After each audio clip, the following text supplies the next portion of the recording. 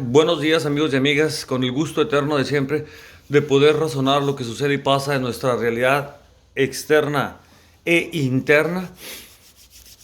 Y para esta ocasión queremos dejar claro el entrelazamiento que existe entre esa realidad externa e interna. ¿Qué significa esto? Que eso se da a través de una percepción.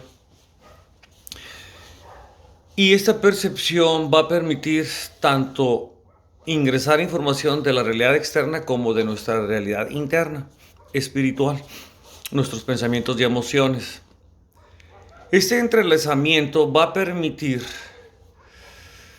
que a la hora de ser procesada la información, tanto externa como interna, va a ser procesada por el sistema de creencias que está validado por cada persona, por cada ser humano.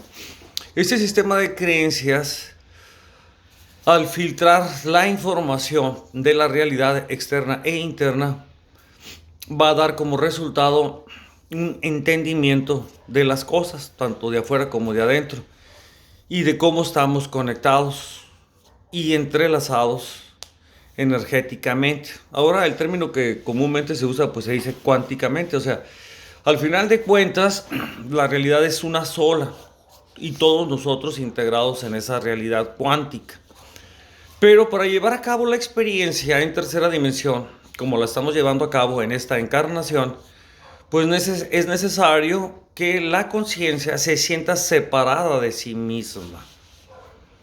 Sí, o sea que la conciencia, la unidad de conciencia, que es la que va a recibir la información. A esta unidad de conciencia se fragmenta en una conciencia personal que decimos ser. En el momento en que esta conciencia entra en la experiencia del pensamiento y entra en la experiencia de la emoción. Estos tres elementos forman un triángulo, una unidad.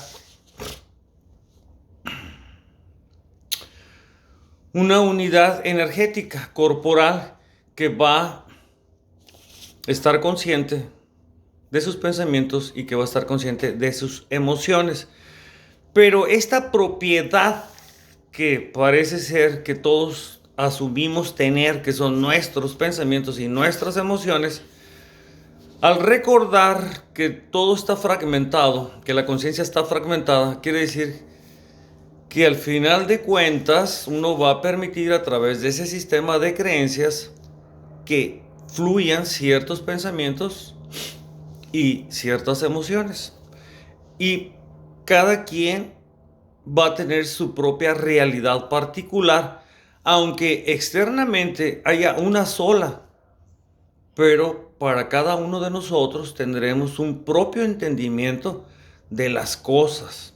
En este modelo, lo que se pretende es dejar claro cómo esta percepción, tanto externa como interna, era lo que Jacobo Greenberg recalcaba y decía, ¿qué hay detrás? O sea, ¿qué diseño existe o qué hay detrás de esta percepción para que la percepción exista y finalmente en esa percepción ingresen, ¿verdad? A lo que vamos a llamar mente, o sea, ingresen una conciencia y ingresen pensamientos, o sea, la conciencia se hace consciente de sus propios pensamientos y se hace consciente de sus propias emociones. Pero más que ser propios, en cierta forma, le permite tener una experiencia. O sea, el que yo tenga pensamientos bélicos o pacifistas, por poner dos líneas de pensamientos filosóficas, va a determinar mi sistema de creencias. Si yo estoy de acuerdo en que la guerra es necesaria y debe de continuar en el planeta Tierra, o existe algo que nosotros los humanos no sabemos por qué es que siempre estamos en guerra. O sea, ¿qué hay detrás, no, de esas realidades? Y final de cuentas, nuestra percepción va teniendo un entendimiento tanto de la historia de la humanidad como el momento presente en el que estamos. Entonces, la percepción del momento actual de los seres humanos con respecto a lo que está sucediendo y pasando en el planeta Tierra en el siglo XXI, pues van a converger en varias líneas estratégicas que se están promoviendo para incubar en la psique humana y validar, pues, una forma de estar percibiendo ya el mundo, ¿no? De una forma espiritual. En el sentido de que nosotros somos temporales, debido a que pues, todos nos vamos a morir, o sea, nadie va a estar aquí, pero necesariamente algunas personas, al verse en la experiencia del poder, pareciera que se pierden, de que al final de cuentas, al desaparecer, pues otros querrán continuar con el poder. Entonces, lo que continúa en esta tercera dimensión es el pensamiento y queda escrito en los libros. Por ejemplo, yo no supe quién fue Aristóteles, digamos, no lo conocí, pero sí conozco su pensamiento. Y su pensamiento está en mi psiquis, está dominando muchas de mis formas de pensar. De igual forma, hay muchos pensamientos de propaganda política de ultraderecha. También hay propaganda de izquierda y de radical izquierda, en ambos extremos, que buscan precisamente manipular la percepción para buscar aceptación de algunas corrientes de pensamientos.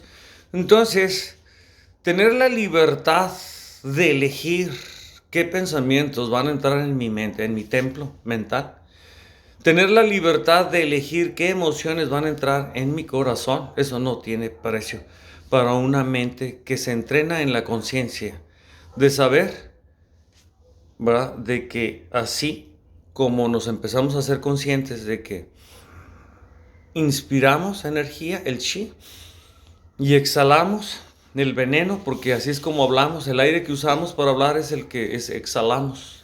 Entonces, seamos conscientes de que el aire usado es veneno y que nuestra lengua no lleve veneno en las palabras a la hora de dirigirnos a otros semejantes iguales a nosotros. También poseen conciencia, también piensan y también sienten. Y también tienen acceso a la inteligencia. Que cómo la usan, bueno, eso es lo que marca la diferencia entre unos y otros. Así que lleguemos a un gran acuerdo, ¿no?, de cómo vamos a usar nuestro poder mental, de nuestros pensamientos, para finalmente afectar a la realidad, como pretendamos hacerlo, como siempre lo hemos hecho y como siempre ha sucedido. Bueno, esperemos llegar al gran acuerdo, ¿no?, de los grandes tiempos del siglo XXI.